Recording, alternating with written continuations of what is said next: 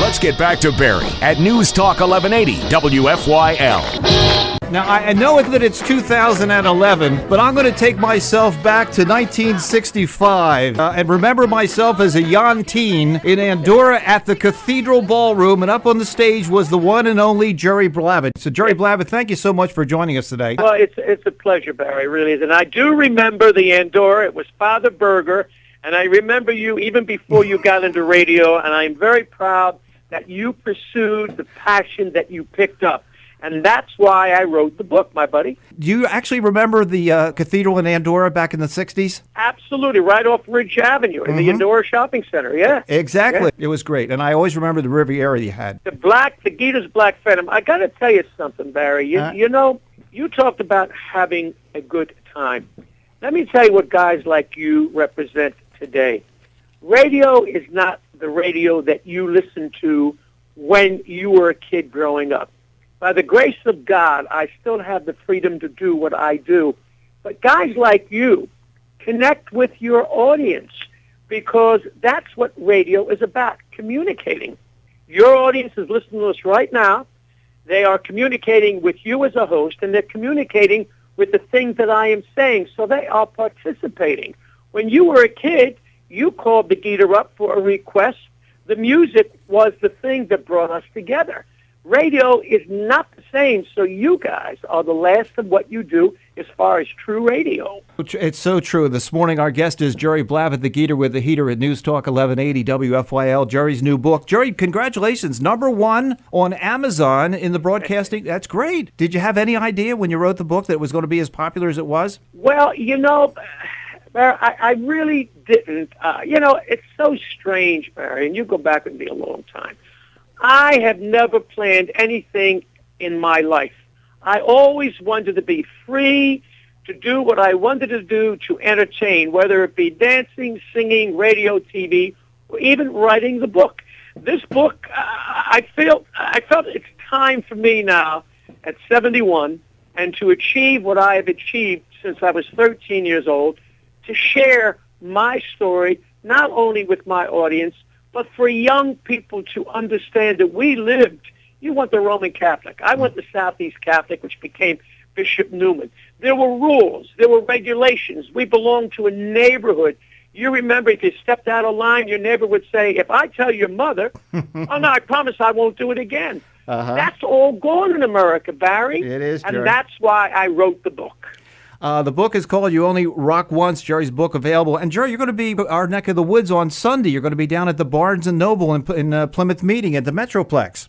Yeah, we're going to do that at 2 o'clock, and I would love for you to come on by and introduce you to that audience because you have a huge following that listens to this radio station. Well, thank you. I appreciate that. And then on Saturday night, Jerry, do you ever take a day off? No. On Saturday night, again, right in our backyard, you're going to be up there in Pottstown at the Sunnybrook Ballroom dancing with the, Jerry, can we still call them Yon Teens? Well, we call them Beyond Teens now. My Yon Beyond Teens. I know. It was so much fun back in the day. Jerry, let's spend a minute on the music because you're one of the guys, I wanted to ask you about your relationship with TJ Lubinsky. How did that come about? And it's just so fantastic that we get to see you and TJ and all these groups on public TV. How did that all come about? Well, I'll tell you what happened. TJ was working for a TV station in West Palm in Florida. I had just did a TV show called On the Air, and I did it for Channel 29, which was syndicated, and Nostalgia Cable picked it up back in the 90s, the early 90s. And he called me and said, look, I love the music. I love the show that you did. Can we run it down in West Palm? So I gave him the show, the 26 episodes, and it was a big hit. He then went into Pittsburgh for WQED, and we repeated the same thing. And he came to me and said, look, I have an idea. He was working for PBS at that time. He said, I would like you to host a show with what you do. And I would like to do it with you. And I said, fine. But what happened was PBS National said, well, Jerry Blavat locally is a very big name, but is he known nationally? So they went with Jerry Butler. But what I did then, I produced, and I was on the shows with Butler introducing acts as TJ was.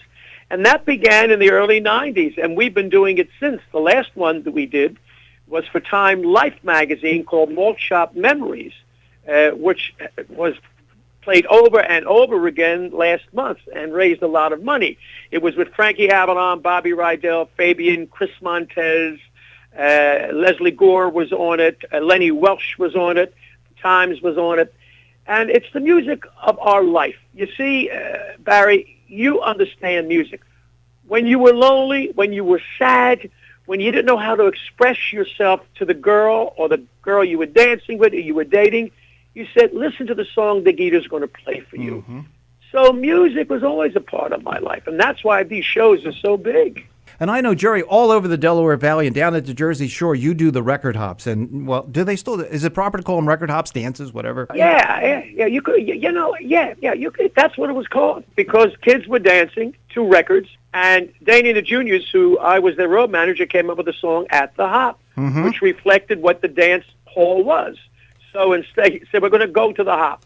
So, Now, we just did one here at the Jeffersonville Golf Club. We did an oldies night. Had no idea what was going to happen. We had all the music that you play, and to stand on that stage, and you'll probably know this a lot better than I, and you would play in the still of the night, and you see the husband grab the wife, and you play, you play some of these songs, and they would know every word to the song. And that music, Jerry, and I've heard you say it on the air, sounds as good today, if not better, than it ever has. Well, let me tell you something, what you're just saying. Mm-hmm. Because of the book, I'm doing interviews all over the country. And inadvertently, the hosts, such as you, Barry, will say to me, wow, that music was wonderful. What's wrong with the kids today? The music that they're listening to. It is derogatory. The message is violent. The message is disrespect for law enforcement, disrespect for ladies. So young kids are impressionable. If you were impressionable in the still of the night, or you belong to me, or only have eyes for you because it spoke for your heart when you didn't know the words to say to that person, imagine how these kids are influenced by this music of today. Mm-hmm. And that's what's wrong with the world today. These kids are exposed to stuff that they're not ready for. You know, because you went through the dances. If a kid stepped out of line at the dance, we would bar him. When all of his friends were inside that dance, and he's on the outside looking in, after 3 weeks, he begs you to come on back. And I say, okay, but if you start any trouble, you'll never get into any of the dances. That's the way it was. You know, the book, Jerry, is just absolutely amazing. And from your TV appearances on The Monkees, Joey Bishop, the Mod Squad, the Tonight Show, and you knew the Rat Pack, and you were involved in all those things. I mean, you have to look back and say, wow, man, I've had a great life. Well, you will read in the book that I am in awe of the Native American Indian because of the freedom that they had. They were nomadic. They moved from village to village depending upon the season, depending upon what their families needed. We took that away, okay? I always wanted to have that freedom that the Native American Indian had. I would never let anyone take that away from me. And you will read in the book where people tried to take that away, and I would not let them. You will read where I had program directors and radio owners come to me and say, you can't play this and you can't do that. And I would say, well, then I'm not going to be working for you. You're not paying me, and I never got paid to do radio, as you know, Barry. Mm-hmm. I just wanted to follow my heart, happiness and people. And that's an interesting point, because you didn't start out, it goes into the book about the snowstorm. You didn't start out to be a disc jockey. No, I started out doing a talk radio show from the Venus Lounge. You see, when I was 13, I was dancing on Bandstand. I became the head of the Bandstand committee. And the duties I had was to make sure that the artists that came in, Joni James, Tony Bennett, were all set up. When Bob Horn would say, we have company, they were there. And when Bob Horn lost the show, what happened is we didn't know who Dick Clark was. We picketed Dick Clark. I led the pickets. We wanted Bob Horn back. Mm-hmm. And they came to me and said, you were making $15 a week. We'll give you double the salary. Bob Horn's not coming back. Dick Clark's going to be the new guy. I said, forget it. I continued picketing, and they arrested me. and when they arrested me, the pickets went down, and all these kids became national stars. Mm-hmm. And what happened with me is I went to Houston, Texas with Bob Horn, because you'll read that I come from a broken family. My father was Jewish. My mother was Italian. He was a Jewish racketeer. He married her. She ran away, and she was disowned because you couldn't marry out of your religion back then in 1937. And I was raised by nuns. So, you know, music and radio became the solace for me when I was lonely, because I had to be in bed during the summertime at 6 o'clock at night because my mother had to get a job as a riveter at the Navy Yard. Wow. So she would get us up at 6 in the morning, and we'd be shipped off to day nursery school at St. Monica's. And, you know, it was a lonely existence until radio came along, and I love the old radio shows, Straight Arrow, The Lone Ranger, Nick Carter, Private Eye, The Green Hornet, and I used to listen to radio. And then when I went to camp, I heard music, and music became a part of my life. And when Bandstand was over, I became Don Rickles' valet. That must have been a fun time with Don Rickles. A lot of the big names obviously have left us and gone away, but you still keep in touch with somebody like Don Rickles? I spoke with Don. I was out in L.A. 2 weeks ago, Frankie Valli, myself, Don Rickles, and you will see in the book the quotes from some of the greatest people in show business. Don Rickles has a quote. Smokey has a quote. Little Richard has a quote in there. Kevin Bacon has a quote in there. Patti Smith. Burt Bacharach, Berry Gordy. And Dick Clark wrote an amazing introduction to the book. And I tried to stop him from doing Bandstand, if you recall. That's the book, true, yeah. You know. And I understand, Jerry, that you're going to be going on a cruise next week. They actually take it to the high seas. Well, this is the Malt Shop Time Life Malt Shop Cruise, and this is the second one we've done. The first one was with Frankie Avalon Rydell and Lou Christie. This one is with my buddy Chubby Checker and Jay Black, and little Anthony is going to be on it. And I leave. I'm working every night, so I was supposed to leave Wednesday, but I have to meet them Thursday because I'm doing, as you know, every Wednesday we do our live broadcast from Sugar House in Philadelphia. So I'll be away Thursday, Friday, Saturday, Sunday, hop back Monday into Philadelphia and start the schedule all over again. And normally in Jerry, you do something at the Kimmel Center, right? Isn't that correct? Yeah, we do 2 shows a year. This will coming up. This is my gosh, this is the 22nd show coming up. Wow. You know what's great about those shows, Barry? I am able to take our artists that you love and the artists that your listeners out there love also, like a Jay Black, like a Darlene Love, like Jerry Butler, the Soul Survivors, and I take a 22-piece orchestra. Wow. And I give them arrangements for their songs.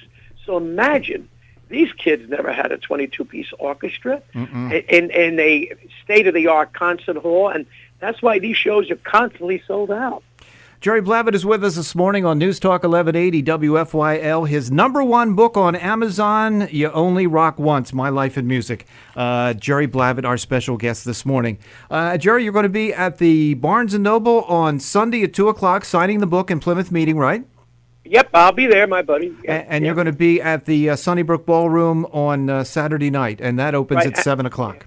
Right, and we'll have books there also for the people who want me to autograph the books there. But, Barry, I got to tell you something. You know what I love? I can hear your passion for what you do. Don't let anyone ever take that away from you. Don't. Your audience senses that when they hear you speak to them. Jerry, I was lucky in high school. My dad turned to me one day. My brother was a star athlete, and I was not an athlete. I had a lot of trouble with that. But he said, what do you want to do? What do you want to do? And all I knew was High Lit, Joe Niagara, Jerry Blavat. And I said, Dad, I think I want to be a disc jockey. He said, go for it. And that was 41 years ago, and I've never worked a day in my life, Jerry. You sound like you're 22 years of age. We are only 9 years apart in age, and I went to Roman Catholic. I grew up in Roxborough. We went to your record hops, and we followed you all through the area, and it was a great time. And I wish that people out there could understand what it was like back then, when you had a disc jockey you felt was your friend, when you had the music that the people had passion for, and when you went out there on a Saturday night and you were looking for that special girl, and then Jerry played the record, and she came over and tapped you on the shoulder, and you said, "Want a day?" It was so much fun then, Jerry. Life was so less complicated, and we were also so much more innocent. And I just think, in those days, man, we had a damn good time. Well, Barry, that's why I wrote the book. And you would be amazed at how many young people are reading this book. The reviews are 4.5 star, 5 stars for young people who say, why can't it be again? Why? Because America now is controlling everybody. They've taken away the little mom and pop stores that were in the neighborhood. Everything. Radio today is owned by big corporations. When I started out, radio was owned by local people who lived in the community and knew what the community wanted. There are too many rules and too many regulations. Look, if you're religious, go by the 10 Commandments. That tells you the way to live. The 10 Commandments and the 6 Beatitudes. You want the Roman Catholic. Mm-hmm. You know what I'm talking about. America, we've got to go back. You've got to get a president in there who realizes that we, the people, the Constitution, we, the people, that he remembers that we are the people. It's just too polluted today, man. Mm-hmm. Amen to that, Jerry Blavat. The book, again, You Only Rock Once, My Life in Music. Jerry Blavat, thank you for taking time out of your morning to speak to us and speak to our listeners. And we'll see you over the weekend. If we don't see you at Sunnybrook Saturday night, we'll see you in Plymouth Meeting at Barnes & Noble on Sunday at 2 o'clock. Jerry, thanks so much. Barry, thank you. Remember, for the audience, it's available at Amazon.com or BarnesandNoble.com. And I'm going to end it like I said all my life. Barry, you got to keep on rocking, because you only rock once. Thank you, Jerry. Bye-bye, pal.